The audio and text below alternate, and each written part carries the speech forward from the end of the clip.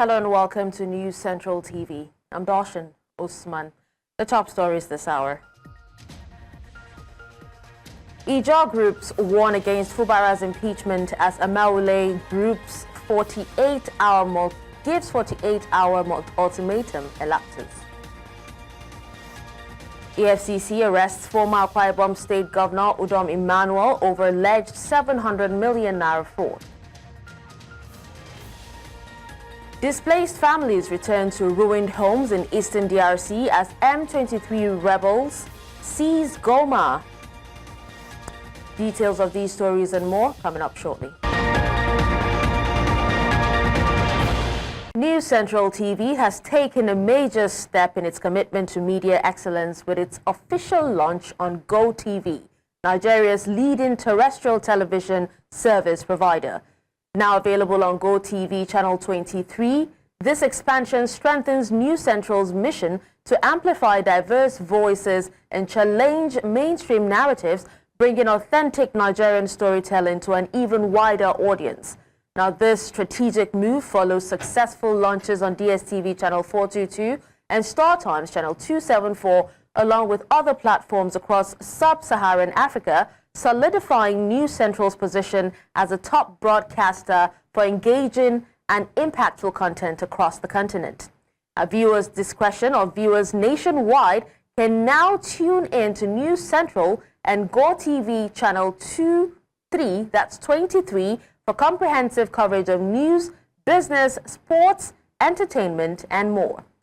With a strong focus on bold reporting and solutions-driven journalism, News Central TV continues to reshape the media landscape with integrity, ensuring Nigerian voices are heard and valued globally.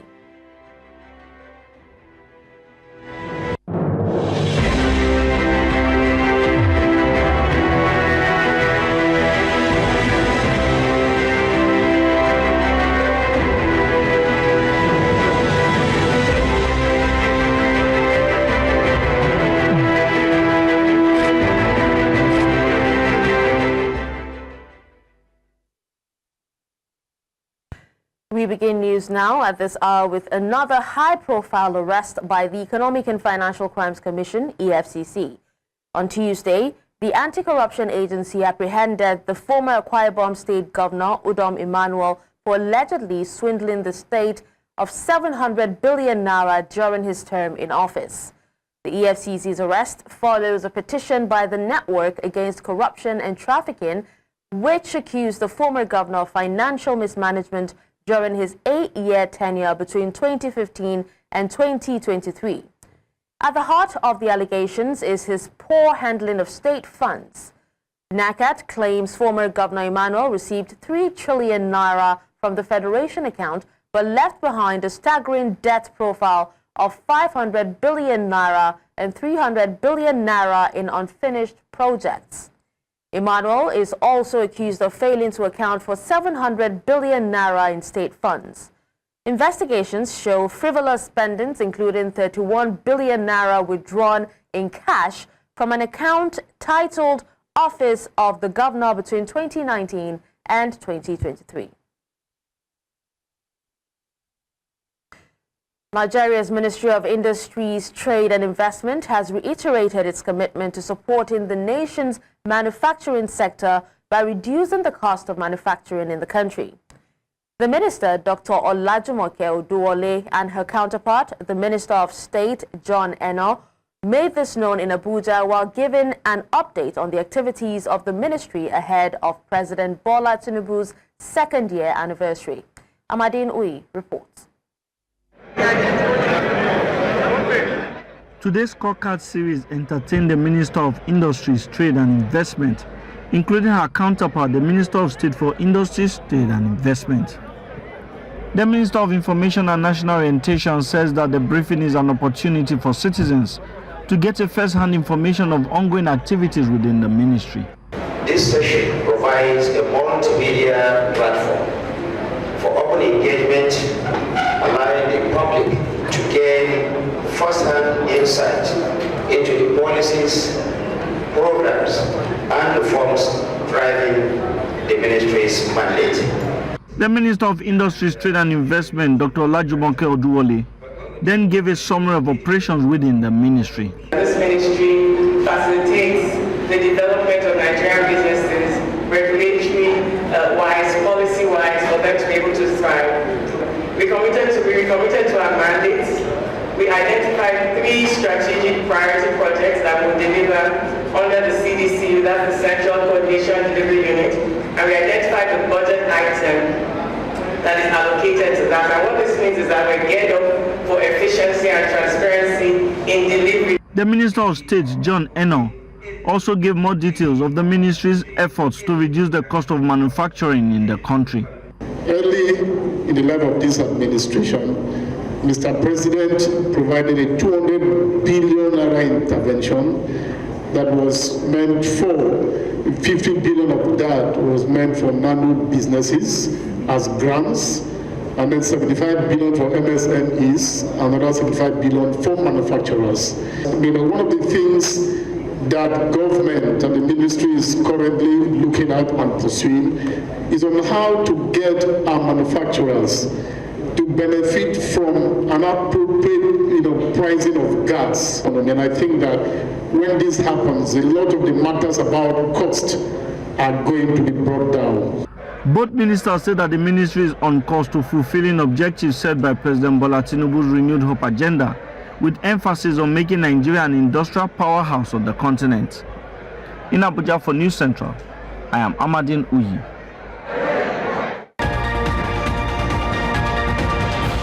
Let's take you to Rivers State, where tensions are escalating in the state as Ijaw groups, including the Ijaw National Congress and the Ijaw Youth Council, have issued a stern warning against any attempt to impeach Governor Siminalayi Fubara.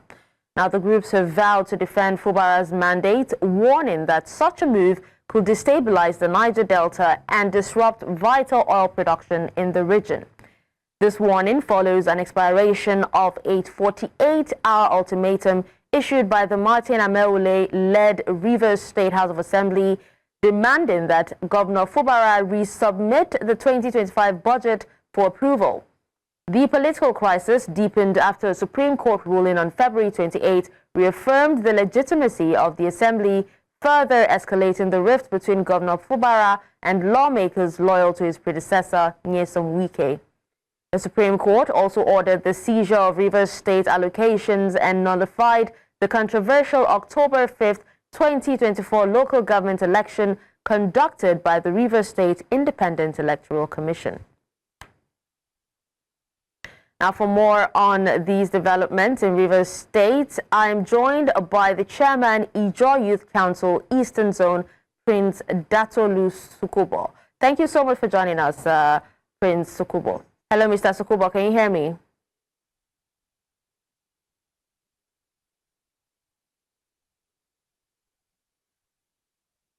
Still in Rivers State, the Rivers State Independent Electoral Commission has announced a stakeholders meeting to unveil a timetable and guidelines for the 2025 local government elections. The meeting will be held on Wednesday at the Commission's headquarters in Port Harcourt. A statement signed by the Electoral Commissioner, Justice Adolphus Enebeli, retired, invites registered political parties, traditional rulers, security agencies, religious groups, amongst others. The political crisis in Rivers State has taken a new dimension. Now, the council chairman, elected on the platform of the All Progressives Congress in 2015 and sacked from office in the same year, are laying claim to the local governments. Speaking during a press briefing in Port Harcourt on Tuesday, the former chairman said the Court of Appeal has overturned the Federal High Court judgment which sacked them, and as such, they're back to office. They further insist that they don't need to take any further oath of office as their 2015 oath still subsists. They further called on the governor to work with them because in their view, they are the only ones legally empowered to occupy the vacancies in the council. Away from that, President Bola Tinubu has appointed Shamsedeen Ogunjimi as the new Accountant-General of the Federation, and he is to resume office on Friday, March the 7th. Ogunjimi's appointment follows a rigorous selection process involving directors of accounts in the Federal Civil Service. He will succeed the outgoing Accountant-General Oluwatoyin Madehin, who retires on the same day. And now let's move to security, where operatives of the Federal Capital Territory Command of the Nigerian Police Force have launched a manhunt against the lady who visited the hotel room of ex-Comptroller General of the Nigerian Immigration Service, David Shikfu Paradang. FCT Police Command, in a statement by its Police Public Relations Officer, Josephine Ade, confirmed Paradang's death. Ade said the ex-CG died after receiving a female guest at a hotel he checked into in Abuja on Monday. Now, the command spokesperson explained that the lady had allegedly visited the deceased shortly after he checked in around 2 p.m. She was said to have left the hotel premises at about 4 a.m. on Tuesday. Still talking security, the General Commander Operation Safe Haven, Major General Folusho Oyinla, says that his command is working to preserve and sustain peace in Plateau State. Major General Oyinla added that his team has been meeting with leaders of the Bokos local government area, where heightened tensions between farmers and herders last year resulted in a series of attacks against civilians. News Central's Chizoba Anyonwe reports. This is the first stakeholders engagement organized by the new GOC 3 Division and Commander Operation Safe Haven since assuming command on January 23rd as one of the major non-kinetic approaches to achieving peace in Plateau State. Noting the importance of peace in every given society, the army boss in the state maintains that peace is very key for economic activities to thrive. Let me begin this address by reiterating that security remains the bedrock of any society's progress, without which economic activities, including farming and herding, cannot thrive. We must continue to embrace dialogue over violence, forgiveness over vengeance, and cooperation over division. To help improve security on the plateau, the state government urged security agencies to ensure that criminals are treated as such to serve as deterrent to others. A criminal is a criminal. Criminality does not have religion. Criminality does not have tribe. All criminals must be dealt with the same way. The same law will apply on everybody that is a criminal. Other key state actors at the event also shared their thoughts. There should be an interface between people at the border, the Mushere, Tangur, and the neighboring district in Mangu, so they will identify those that are perpetrating this heinous act. The bottom line is non-violent conflict resolution. Please never ever take the law into your hands. Let us try to resolve it first at our levels with our local leaders and keep escalating gradually until we get justice. Participants remain hopeful that their contributions will see the light of the day. Where we share boundary with Nasarawa State and Kaduna State, at times there are influx of strange herdsmen who cause more harm than the indigenous herders that we have. What we are dealing with now is the issue of kidnapping and movement of large number of cows, what we used to call hot grazing. We are appealing, sir, for outposts in Kacham, sir, because it's the narrow way of those people. Rising from this engagement, one would expect that these farmers and herders here would heed the words of these stakeholders in ensuring continued peace in the state. From Bokos local government area of Plateau State for News Central, Chizoba Anyonwe. And now we're going back to the Rivers story where, there's a political crisis there brewing, and we try to connect with the chairman, Ijo Youth Council Eastern Zone, Prince Datolu Sokobo, earlier, and I'm told that we have been able to connect with him. Prince Datolu, can you hear me? Yeah. All right. Now, Mr. Sokobo, your group has issued threats against the impeachment of the governor. How did you arrive at this position? Good morning. It is not all about how did we arrive at this position. Hello? I can hear you, Mr. Datolu. Yes, I can hear you, It's Mr. not Datolu. all about how did we arrive at this position. It's a position that is firm, and we will not retreat on any attempt to host the governor away for no reason. Because Rivers State, we've never had it this good in Rivers State since 1999 till date. We've experienced government upon government till this very government that we're experiencing. We've never had it this good. And coupled to the fact that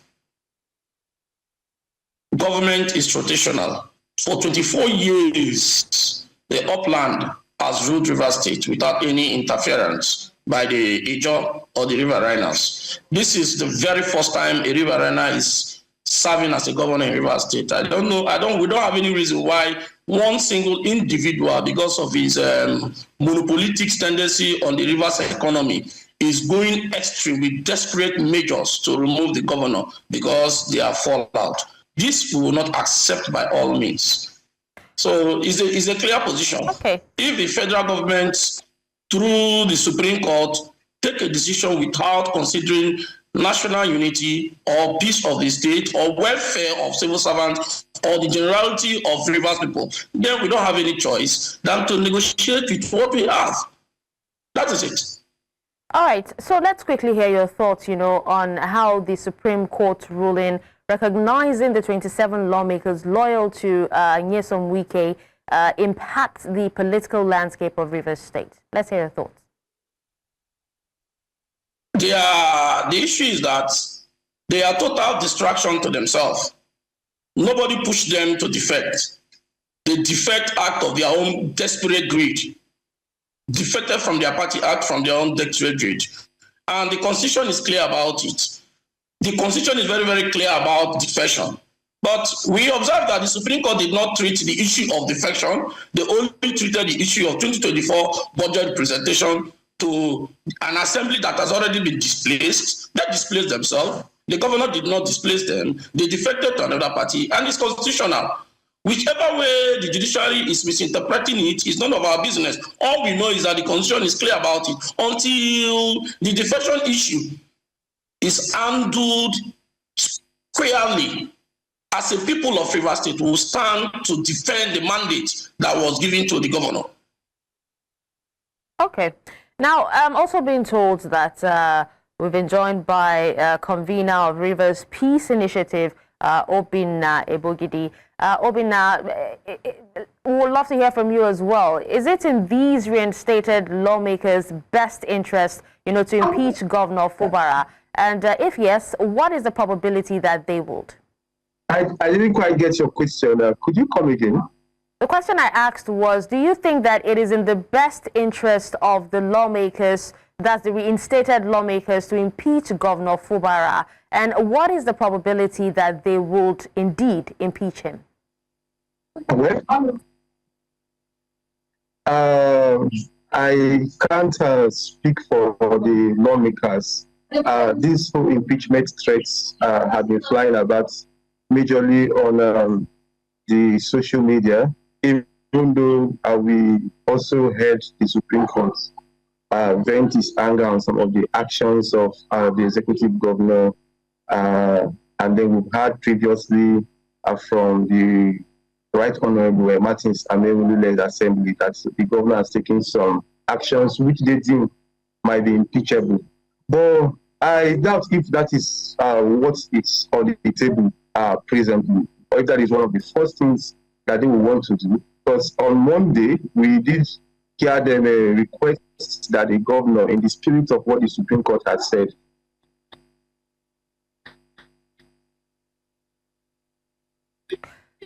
All right, we seem to have lost Obinna. Can you hear me, Mr. Sokubo? Of the people of I can hear you. I can hear you. So I was saying that on Monday, we did see the State Assembly led by Martin Samueli ask the governor to come to represent the 2025 budget. So it would be too quick to conclude that the Assembly wants to jump and into the process of impeaching the governor, especially not with the current situation that we have found ourselves in Rivers State, to be unjust and very selfish for any person to want to pour fire, add fuel to already a tense situation in a state like this. Because an attempt of that nature, given where we find ourselves now, even though it might be legal, will only further increase the chaos that we have found ourselves since. All right, we seem to be having serious network issues with Obinna. Now, just before we wrap up, Mr. Sukubo, the 48-hour ultimatum given to Governor Fubara to represent the 2025 budget to the Ameole-led House expires today. What are the, potential consequences if the governor fails to meet this ultimatum? The governor has nothing to feel about that. The ultimatum is in their mere fiction or dream.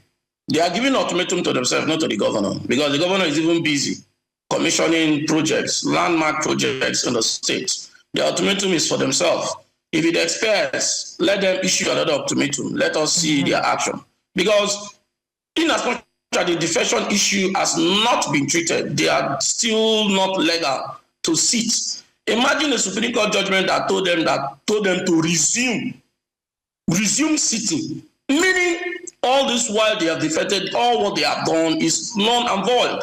So they are resuming sitting even as at when the defection issue has not been treated. They are still not legally binding. Whatever they do is not legal. That is our position as a people. Let the Supreme Court patiently allow the lower court to treat the issue of the defection squarely before any action can be taken in our state. All right. That is our stand. All right. Well, thank you so much for speaking to us on this. Thank you. Away from that, the state of Nigeria's correctional facilities has once again come under scrutiny as concerns over overcrowding, bribery, torture, and inhumane treatment of inmates has dominated discussions of an ongoing investigations into operations of the service. An independent investigative panel set up by the Ministry of Interior in Abuja, tasked with probing various allegations, including whether Nigerian cross-dresser and socialite Idris Okuneye, popularly known as Bob Risky, served his sentence in the designated custodial center following accusations or allegations that he was treated specially. The panel, which is also investigating allegations of misconduct against the NCS officials, resumed its public hearing with stakeholders expressing hope that the panel's findings will pave way for criminal justice reforms to address long-standing issues plaguing the country's correctional facilities. We're expecting them, before the end of this public hearing, to also come and address us, talking about those handling criminal justice in terms of the Ministry of Justice, the lawyers, NBA, and of course the Nigerian Police Force. At the end of the day, what we want to achieve is having correctional services, both custodial and non-custodial, clearly implemented in the country based on the Nigerian Correctional Service Act. The federal government will do us a lot of good if these issues can be explained properly or guidelines drawn up and given to the judiciary on treatment of inmates, awaiting trial, speedy trial, and whatever. The general belief among correctional officers is that we don't actually have congestion. What we have is urban congestion. You have congestion in Mina, for example, in Niger State. But when you go to Agai Correctional Center, you have very little number of inmates there. That whole of society approach to sensitization and creating this new order, this new approach, I think it is very important.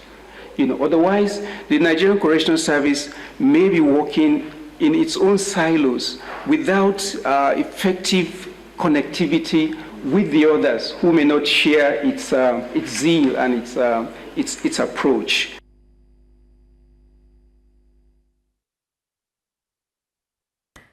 Nigeria's downstream oil sector is abuzz with the fierce petrol price war. Now, while the Dangote Petroleum Refinery has slashed its ex-depot price to 825 naira per litre, the Nigerian National Petroleum Company Limited (NNPCL) has also cut its pump price to 860 naira per litre. This development marks a significant shift from government-regulated pricing to market-driven competition sparked by the removal of subsidies in 2023. Marketers are now engaged in a high-stakes price war, with consumers reaping the benefits. Now, the battle for market dominance between NNPCL and Dangote Petroleum Refinery has industry stakeholders and consumers on the edge of their seats. And as the two giants clash, the downstream oil sector is poised for a transformative shift driven by the forces of competition and market dynamics. The Minister of Interior, Oluwatoyin Madehin, recently convened a stakeholders meeting bringing together key players from the Ministry of Interior, the Nigeria Immigration Service, and the organized private sector. The gathering aims to facilitate dialogue, review existing reforms, and identify areas of improvement. Igbalani Omoni has more. Not as a matter of ritual, we are here. The Honorable Minister of Interior, Oluwatoyin Madehin, the Comptroller General of the Nigeria Immigration Service, Kemi Nandap, officials of the Ministry of Interior, and members of the organized private sector were present at the stakeholders meeting. The meeting aims to dialogue with sector stakeholders and review existing reforms where required. In his remarks, Minister Tunji Ojo emphasized the government's commitment to streamlining processes, promoting transparency, and attracting foreign investment. NECA is a strategic partner to the Ministry of Interior, and we understand this critical role that the private sector plays, in terms of the socio-economic development of the country. So today it's about talking as a family, to be able to review our strategies in terms of enhancing government performance, private sector development, and taking decisions, that we end up protecting the interest of Nigerians, protecting the economy, and of course making a win-win decision that we believe will be in the interest of all Nigerians. He also pledged to simplify the acquisition process for the combined expatriate residence permit and aliens card (SEPAC), alongside other initiatives. No, what we spoke about is what we've already done with regards to the passport reform. And I think Nigerians, both at home and in diaspora, will confirm that it's not business as usual. And what we have done in Canada, what we have done in Europe now, and what we are taking to Asia this month is what we call the contactless passport application, which reduces or eradicates human contact.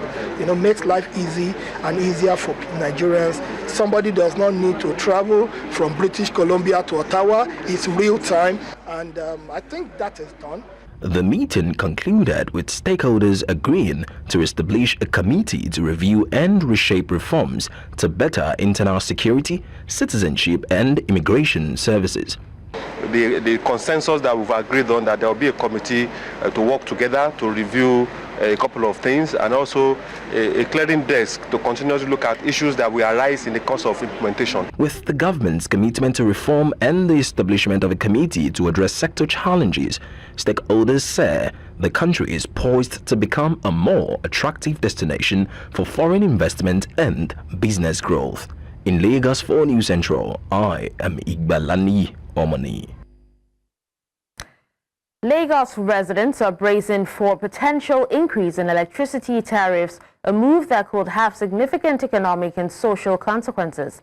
Now, the proposed hike seeks to align tariffs for customers in Band B and C categories with the 206 naira per kilowatt rate paid by Band A customers, who make up approximately 15% of the total 12.82 million power consumers nationwide.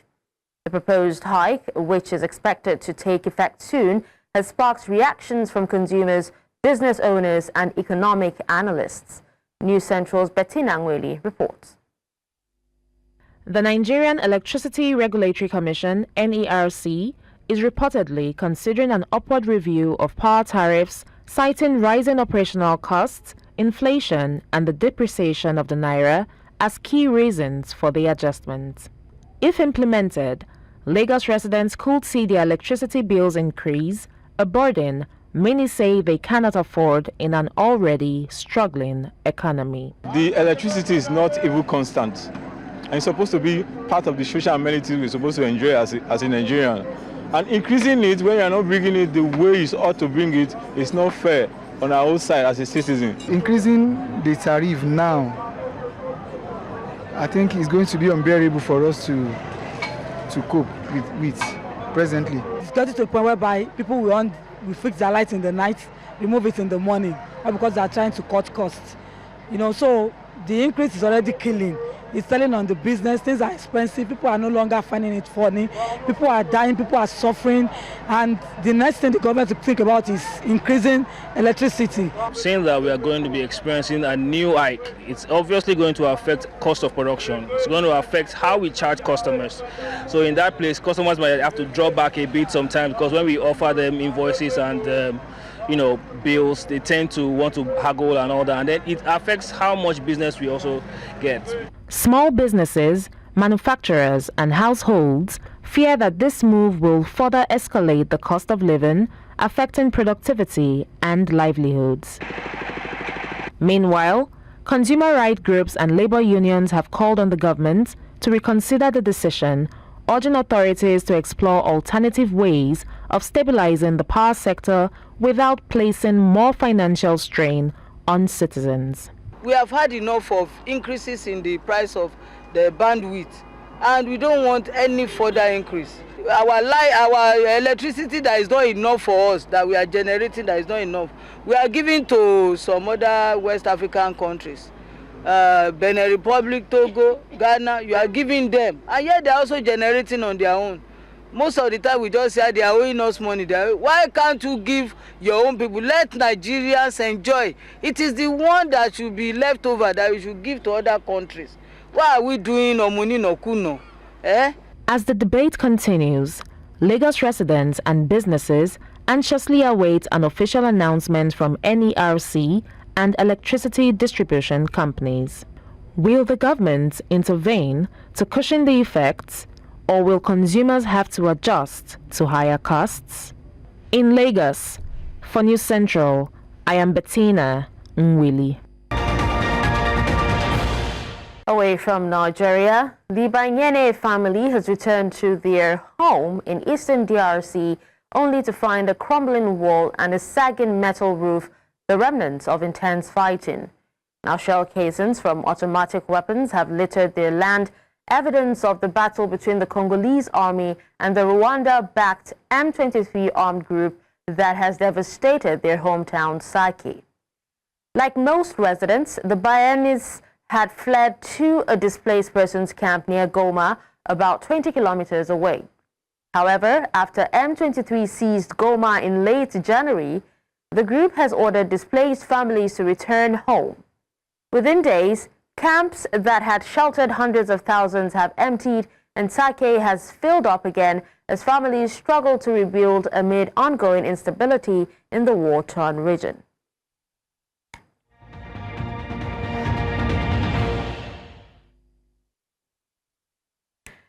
In other news from around the world, Israel's announcement of the closure of key routes for humanitarian aid into Gaza comes amid a rapidly deteriorating situation in the area.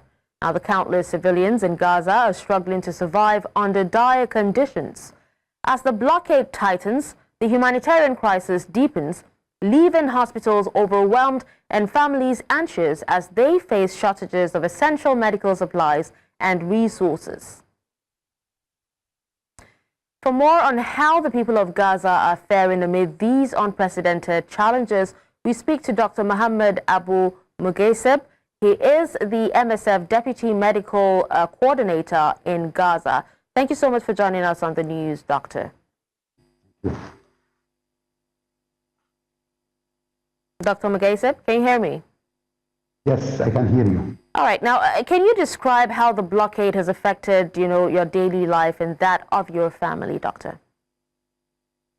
I mean, since the 15th month of this war, Israel has been using humanitarian aid as a tool to put pressure on the other party that she's fighting with, but this is affecting actually the population, unfortunately. The population who are really, as you mentioned, suffering from basic life needs, such as, food supplies are not entering adequately, drugs and disposables for the hospitals, which are partially and totally destroyed actually during this 15 months of war. So the recent decision to block entering humanitarian aid, this will have a severe impact on the population and as well on the health system, which is actually fragile, collapsed health system. Okay, now what about given the ongoing, conflict and also the blockade, and you did say that it has actually stranded humanitarian services and all that. How about mental health services? How have they been impacted? Go ahead and share with us, please. The population are really suffering from severe mental health issues. We were calling to have a new definition of mental health illnesses only for Gaza. The population are having continuous fear, anxiety, trauma, depression. All this mixed mental health symptoms that the population is facing. So the needs are very huge in mental health, and I think it will need long time for recovery. The population needs long time recovery mentally and even humanitarian. So, but you said it might need a long time for recovery, but do you think that the healthcare system are equipped enough to handle emergencies? Given these constraints, even if it's going to take a while for it to, to be handled? As again mentioned, the health system has been collapsed since the beginning of this war. It was actually being fragile even before 7th of October, before this war. So the hospitals who are remaining actually are not able to cope with the huge needs of the population. There is lack of beds in the hospital. There is lack of intensive care unit beds. There is lack of specialized services. There is lack of human resources, medical human resources in Gaza now. So we are calling for all actors, international NGOs, countries to really provide support, direct support to the health system by bringing inside humanitarian specialized personnel, bringing equipments and trying to rebuild and rehabilitate the destroyed hospitals there. All right. Well, thank you so much for speaking to us and for your time, Dr. Mugaiseb. And with that, we've come to the end of the news at this hour. You can watch News Central live on DSTV channel 422, Go TV channel 23, Star Time channel 274, Avo TV, and YouTube. Many thanks for watching. I'm Darshan Usman.